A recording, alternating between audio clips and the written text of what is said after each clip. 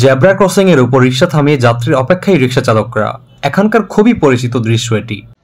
আর 4 ঘন্টার জন্য এজন্য একদম সুশৃঙ্খল ট্রাফিকিং সিস্টেম। লাল বাতির সঙ্গে সঙ্গে থেমে যাচ্ছে গাড়ির চাকা। জেব্রা ক্রসিং করে পারাপার হচ্ছেন পথচারীরা। মিরপুর 2 এলাকার এমন দৃশ্যকে কেউ কেউ তুলনা করছেন ইউরোপ আমেরিকার সাথেও। জানা গেছে রাজধানীর মিরপুর 2 এলাকায় প্রতিদিন সকাল 8টা থেকে দুপুর 12টা পর্যন্ত পরীক্ষামূলকভাবে শুরু হয়েছে ঢাকা রোড সেফটি প্রজেক্ট। উদ্দেশ্য সড়কে শৃঙ্খলা ফিরিয়ে পথচারীদের নিরাপত্তা নিশ্চিত করা। মিরপুর 2 নম্বরে ন্যাশনাল হার্ট ফাউন্ডেশন হাসপাতাল সহ বেশ কিছু হাসপাতাল, কলেজ এবং কারিগরি প্রশিক্ষণ ইনস্টিটিউট রয়েছে। তাছাড়া পাশেই অবস্থান শেরেবাংলা জাতীয় ক্রিকেট স্টেডিয়ামের। তাই এখানকার সড়কে যানবাহনের ব্যস্ততা সবসময় লেগেই থাকে। আর তাই জাপান আন্তর্জাতিক সহযোগিতা সংস্থা জাইকার কারিগরি সহায়তায় মিরপুরের এই এলাকাকে সিগন্যাল বাতির সঠিক ব্যবহারের জন্য বেছে নিয়েছে ঢাকা ট্রাফিক বিভাগ। Actually, we see many traffic congestion in Dhaka all over the place, and for this type of project, we are targeting the road safety for pedestrians, safety for pedestrians.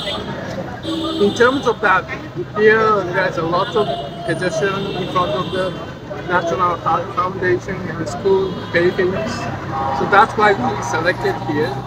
Pilot প্রকল্পে ঢাকা উত্তর city corporation এবং Dhaka metropolitan পুলিশও অন্তর্ভুক্ত আছে।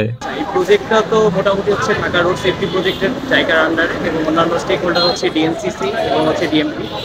তো ইতিমধ্যে আমরা এই প্রজেক্টটা এই লোকেশনটা কনসিডার করা হয়েছে বিকজ অফ হচ্ছে এখানে 2টা হাসপাতাল আছে আর এই পাশে হচ্ছে কলেজ আছে।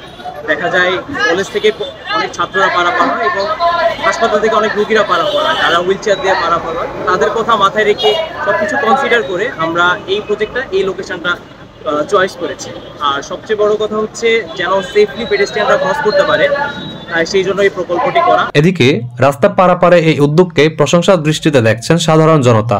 জানালেন নিরাপদ সড়ক নিশ্চিত করতে বহির্বিশ্বের মতো এমন আরো প্রকল্প বাস্তবায়নের দাবি তাদের।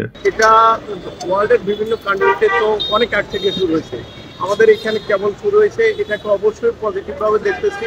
এতে আমাদের সড়ক দুর্ঘটনা অনেকাংশেই কমে যাবে বলে মনে করি। আমাদের সর্বত্রই নিয়ম না মানার একটা সংস্কৃতি আছে। এখন সময় তো প্রত্যেকের কাছে গুরুত্বপূর্ণ, তার চেয়ে বেশি প্রয়োজন হলো জীবনের মূল্য দেওয়া।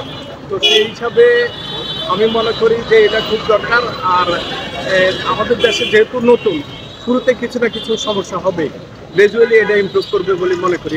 সরেজমিনে গিয়ে দেখা যায় স্বেচ্ছাসেবকরা রাস্তায় ট্রাফিক নিয়ন্ত্রণ করছেন, পথচারীদের দেখিয়ে দিচ্ছেন রাস্তা পারাপারের নিয়ম। গাড়ি চালকরাও যেন জেব্রা ক্রসিং এর উপর গাড়ি না থামায় সেটাও নিশ্চিত করছেন তারা। তবে বেলা 12টা বাজার সঙ্গে সঙ্গে যেন পুরো শৃঙ্খলার 12টা বেজে যায়। সময় শেষ হওয়া মাত্রই ট্রাফিক বাতিটি সরিয়ে নিলে দেখা যায় পুরো উল্টো চিত্র। শুরু হয় পথচারীদের ব্যস্ত রাস্তা দিয়ে যত্রতত্র পারাপার। গাড়িগুলো চলা শুরু করে বেপরোয়া গতিতে। তাই প্রকল্পটির মেয়াদ শেষ হওয়ার পর কি হবে সেটা নিয়ে প্রশ্ন থেকেই যায়। এই প্রজেক্টটি আমাদের সার্ভে অনুযায়ী সবাই মোটামুটি পজিটিভ ফিডব্যাক দিয়েছে এবং তাদের আইডিয়াগুলোকে কাজে লাগিয়ে আমরা আরও বেটারমেন্ট করার ট্রাই করছি। সো এটা পরীক্ষামূলক শেষে ইনশাল্লাহ বাকিগুলো সব কিছু ডিএমপি দেবে।